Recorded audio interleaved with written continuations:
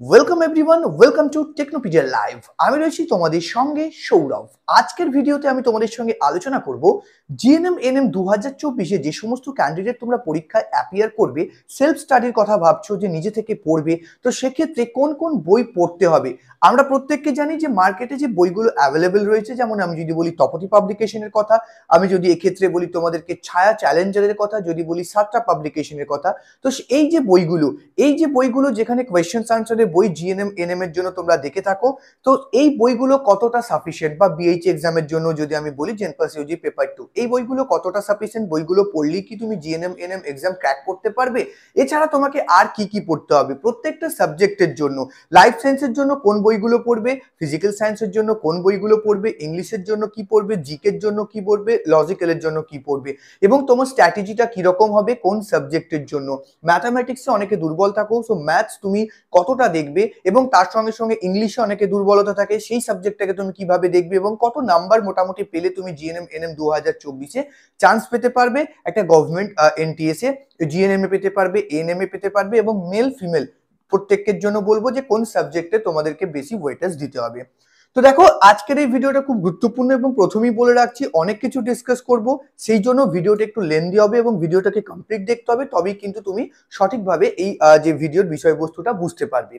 তো সবার প্রথম তোমাদেরকে যেটা বলবো যে মার্কেটে আমাদের মোটামুটি ভাবে আমি এক্ষেত্রে কোনো কিছু বইয়ের প্রমোশন বা এরকম কোনো কিছু অ্যাক্টিভিটির জন্য তোমাদের সামনে আসেনি, জাস্ট আমার পার্সোনাল ওপিনিয়ন শেয়ার করবো এবং আমার এক্সপিরিয়েন্স থেকে সেই এক্সপিরিয়েন্সটা আমি তোমাদের সাথে শেয়ার করব।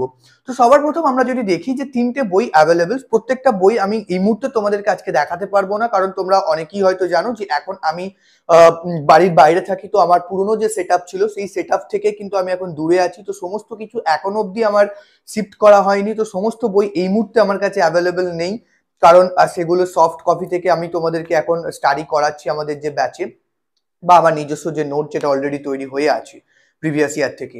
তো সেক্ষেত্রে দেখো, সবার প্রথম যেটা রয়েছে তোমরা জানো তপতি পাবলিকেশনের যে বইটা তোমরা স্ক্রিনে এই মুহূর্তে আমার দেখতে পাচ্ছ, তো এই তপতি পাবলিকেশনের যে প্র্যাকটিস বইটা রয়েছে তোমাদের কাছে দেখতে পাচ্ছ এই মুহূর্তে আমার স্ক্রিনে।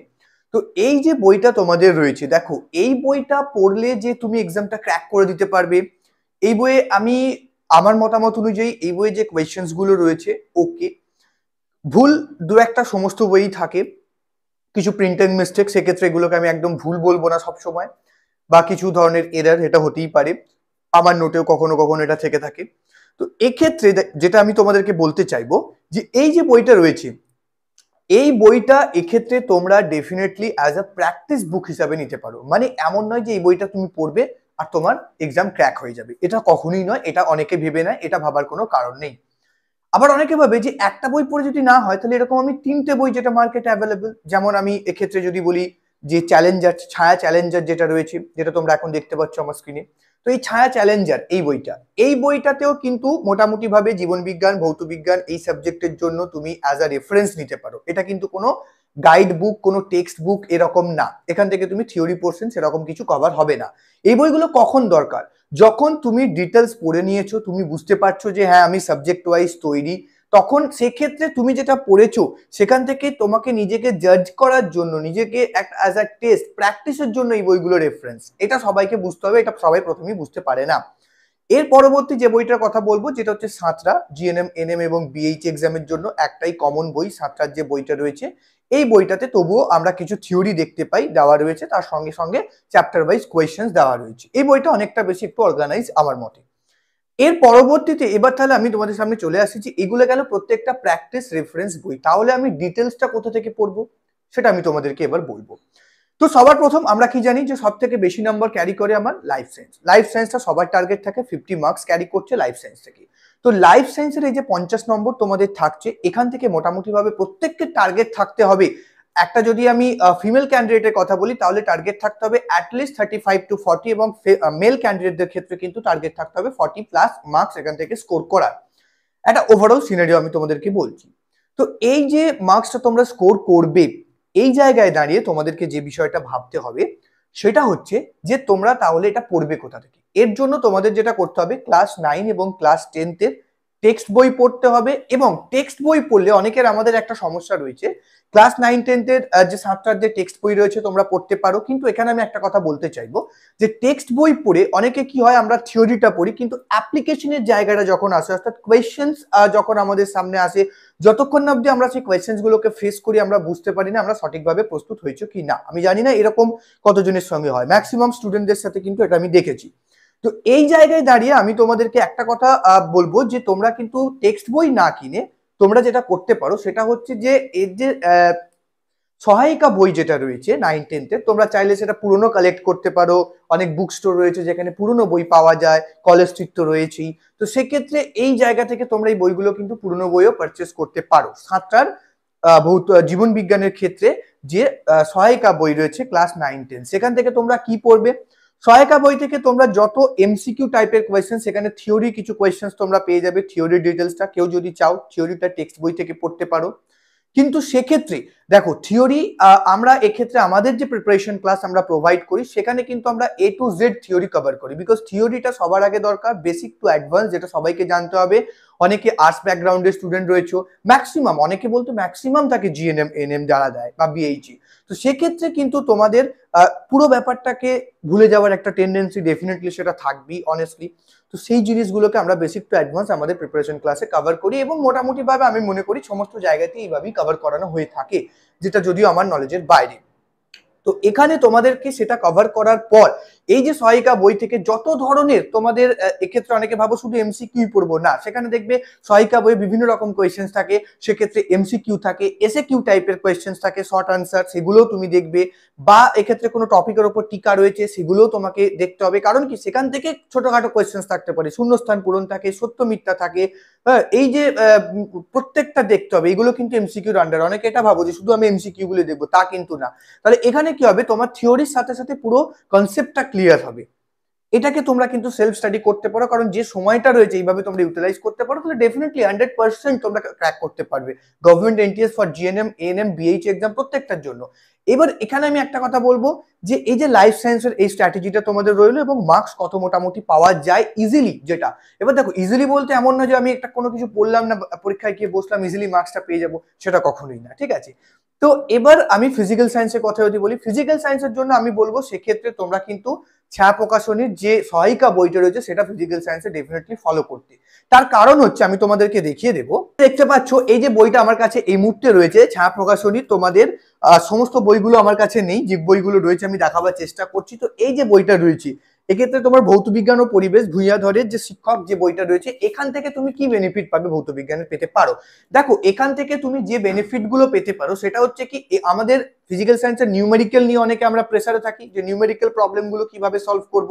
তো সেই নিউমেরিক্যালের জায়গাটা এখান থেকে ক্লিয়ার হয়ে যাবে তোমার, এবং তার সঙ্গে সঙ্গে এমসিকিউ কনসেপ্ট পুরোটাই ক্লিয়ার হবে। কারণ ফিজিক্যাল সায়েন্সের যে চ্যাপ্টার গুলো রয়েছে ক্লাস 9 বলো 10 বলো, একটু কনসেপচুয়াল তোমাকে বুঝতে হবে, তবেই তুমি সঠিকভাবে উত্তর করতে পারবে। না হলে কি হবে, একটু প্রশ্ন ঘুরিয়ে দিলেই তুমি কিন্তু আর পারবে না। আর আমি প্রথমেই বলে দিলাম যে একদম এমসিকিউ বইগুলো পড়ে যে তুমি পরীক্ষা ক্র্যাক করতে পারবে, এই চিন্তা ভাবনাটা সবার আগে তুমি ফেলে দাও মাথা থেকে। তো এটা যেটা রয়েছে তোমাদের 25 মার্কস থাকছে ফিজিক্যাল সায়েন্স থেকে। তো এই যে 25 মার্কস, এই মার্কসটা কিন্তু তোমাকে গেইন করতে হবে। মেল ক্যান্ডিডেটদের জন্য আমি বলবো এখানে তোমাদেরকে 20+ মার্কস রাখার প্রবণতা রাখতে হবে, দিস ইজ দ্য রিয়েলিটি। এর পরবর্তীতে আমি যদি চলে যাই লজিক্যাল রিজনিং, লজিক্যাল রিজনিং এ যদি আমি চলে যাই, দেখো লজিক্যাল রিজনিং এক্ষেত্রে একদম 5 মার্কস রয়েছে তোমাদের লজিক্যাল রিজনিং এ। যদি তুমি সঠিকভাবে পড়ো 5 আউট অফ 5, আমাদের এখানকার স্টুডেন্টরা প্রায় প্রত্যেক বছরই প্রায় স্টুডেন্টই 5 আউট অফ 5 স্কোর করে, বিকজ লজিক্যাল রিজনিংটা আমরা কিন্তু একদম বেসিক থেকে শেখাই, এবং যে কোনো ধরনের কম্পিটিটিভ এক্সাম যে কোনো লেভেলের যেটা তুমি ক্র্যাক করতে পারবে। এমন নয় যে জিএনএম এর জন্য আমরা শুধু জিএনএম লেভেলটা কি করে, আমরা চেষ্টা করি বেসিক প্রত্যেকটা লেভেল যেন বেসিকটা কভার হয়, বেস লাইনটা যেন ক্লিয়ার থাকে, সেইভাবেই কিন্তু আমরা আমাদের প্রিপারেশন ক্লাসটা প্রোভাইড করে থাকি, যেটা অলরেডি আমাদের চলছে। কিন্তু সেলফ স্টাডি নিয়ে অনেকে তোমরা চিন্তা ভাবনা থাকো যে এক্ষেত্রে আমি এফোর্ড করতে পারছি না বা আমার টাইম ম্যানেজ করতে পারছি না একটা কোচিং নেওয়ার, সেক্ষেত্রে আমি নিজে করব, কিভাবে করব, সেই জন্যই আজকের এই ভিডিওটা। তো দেখো লজিক্যাল রিজনিং থেকে তোমাদেরকে যেটা বলতে চাইবো, লজিক্যাল রিজনিং এর একটা যে বই রয়েছে, তোমরা ইংলিশ ভার্সন বই চাইলে আরিহান্তের বই তোমরা ফলো করতে পারো, এবং লজিক্যাল রিজনিং এর জন্য ইংলিশ ভার্সন যেটাই কিন্তু তোমাদের নর্মাল। তাছাড়া আমি তোমাদেরকে আরো একটা বইয়ের কথা বলবো লজিক্যাল রিজনিং এর, ছায়া প্রকাশনীর আরো একটা বই রয়েছে লজিক্যাল রিজনিং এর, যে বইটা তোমরা কিন্তু দেখতে পাচ্ছ, এই বইটাও তোমরা কিন্তু ফলো করতে পারো ফর লজিক্যাল রিজনিং। এবং লজিক্যাল রিজনিং এর যে প্র্যাকটিস বইগুলো, যেগুলোর কথা আমি বললাম তোমাদের, সাঁতরা, তপতি, যে প্র্যাকটিস বইগুলো রয়েছে, সেই প্র্যাকটিস বইগুলো থেকে লজিক্যাল রিজনিং তুমি ফলো করতেই পারো। তাছাড়া কিছু অনলাইন ওয়েবসাইট রয়েছে যেগুলো থেকে তুমি লজিক্যাল রিজনিং ফলো করতে পারো। আমাদের অফিসিয়াল ওয়েবসাইট technopedialive.com, সেখানে তোমরা কিছু কোয়েশ্চেন্স আনসার সেট পাবে যেগুলো তোমরা ফলো করতে পারো। তো এগুলো তোমরা লজিক্যাল রিজনিং থেকে কিন্তু বেসিকটা ক্লিয়ার করতে হবে, কারণ লজিক্যাল রিজনিং টপিকটা একদম নতুন তোমাদের কাছে, তো সেটা কিন্তু বেসিক ক্লিয়ার করতে হবে। সেখানে একদম ইম্পর্টেন্ট যেগুলো তোমাকে করতেই হবে, কারণ তুমি যদি এখন লজিক্যাল রিজনিং এর সিলেবাসে চলে যাও, সেখানে কিন্তু অনেক ভার্স্ট লজিক্যাল রিজনিং এর সিলেবাসটা, সেখানে একদম তোমাকে যেগুলো করতেই হবে কভার, সেগুলো হচ্ছে কি কি, সেখানে হচ্ছে লেটার এন্ড নাম্বার সিরিজ তোমাকে কভার করতে হবে, তার সঙ্গে সঙ্গে তোমাকে কভার করতে হবে odd one out, finding the missing number, এই তিনটে টপিক তোমাকে করতেই হবে। তার সঙ্গে সঙ্গে তোমাকে যেগুলো দেখতে হবে কাউন্টিং অফ ফিগার, এবং তার সঙ্গে ডাইসের প্রবলেম, এই ধরনের প্রবলেমগুলো তোমাকে ডেফিনেটলি দেখে রাখতে হবে, তাহলে তুমি লজিক্যাল রিজনিং একটা জায়গা কভার করতে পারবে। বা ফিগার কমপ্লিটেশন যেগুলো রয়েছে, এই জিনিসগুলো কিন্তু তোমাদেরকে করতে হবে ফ্রম লজিক্যাল রিজনিং। এর পরবর্তীতে আমি যদি চলে যাই তোমাদের ইংলিশ গ্রামার, ইংলিশ গ্রামারের জন্য দেখো, ইংলিশ গ্রামারের জন্য তোমাদের কিন্তু কনসেপ্টটা ক্লিয়ার রাখতে হবে। সেক্ষেত্রে তোমাদের synonyms, antonym, proper forms of verb, voice, narration, tense, এই সমস্ত কনসেপ্ট ক্লিয়ার রাখতে হবে। ইংলিশ গ্রামারের প্র্যাকটিসের জন্য তোমরা ইংলিশ গ্রামারের যে কোনো প্র্যাকটিস বই কম্পিটিটিভ এক্সাম লেভেলের যেটা তুমি তুলতে পারো, সেখান থেকে কিন্তু তুমি সেই প্র্যাকটিস গুলো করতে পারো। এই যে বইগুলো রয়েছে সেই সমস্ত বই, এবং তার সঙ্গে সঙ্গে ইংলিশ গ্রামারের কেডি পাবলিকেশনের একটা বই রয়েছে যেখান থেকেও তুমি প্র্যাকটিস করতে পারো। তো এই সমস্ত বিষয়গুলো থাকছে ইংলিশ গ্রামারের জন্য। ইংলিশ গ্রামার থেকে কিন্তু 15 নাম্বার থাকছে।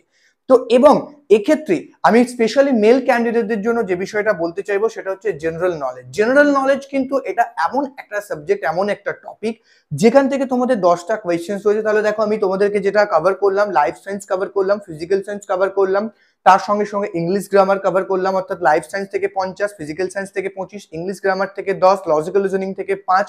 এর পরবর্তী তোমাদের কাছে যেটা রয়েছে সেটা হচ্ছে যে জেনারেল নলেজ।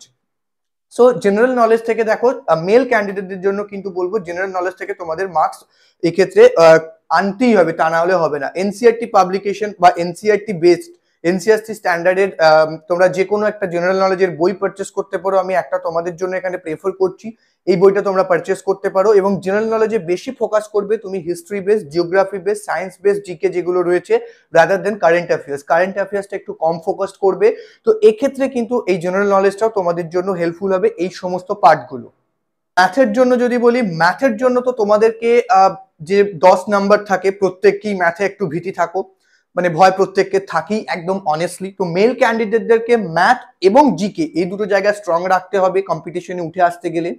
ফিমেলদের জন্য বলবো দেখো, ম্যাক্সিমাম ম্যাথে কিন্তু সবাই চেষ্টা করে ম্যাথটাকে আমি ছেড়ে দেবো, আর জিকে পোর্শনটা যদি একটা ফিমেল ক্যান্ডিডেট তুমি একটা দুটো ঠিক করে আসতে পারো, যেটা কিন্তু মোর দ্যান এনাফ জিকেতে।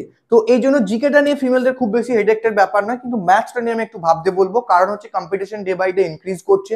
ম্যাথসটাকে 95% ক্যান্ডিডেট কিন্তু ম্যাথটাকে অ্যাভয়েড করতে চাইছে। তো এই জায়গায় দাঁড়িয়ে তুমি যদি 3 থেকে 4 নাম্বার তুলতে পারো ম্যাথে, একদম কংক্রিট, কোনো নেগেটিভ মার্কিং ছাড়া, ম্যাথ থেকে কোনো নেগেটিভ পাবে না, শুধুমাত্র 4 নাম্বার তুমি ম্যাথ থেকে তোলো, যেটা কিন্তু মোর দ্যান এনাফ হবে তোমাকে একটা গুড স্কোর করতে।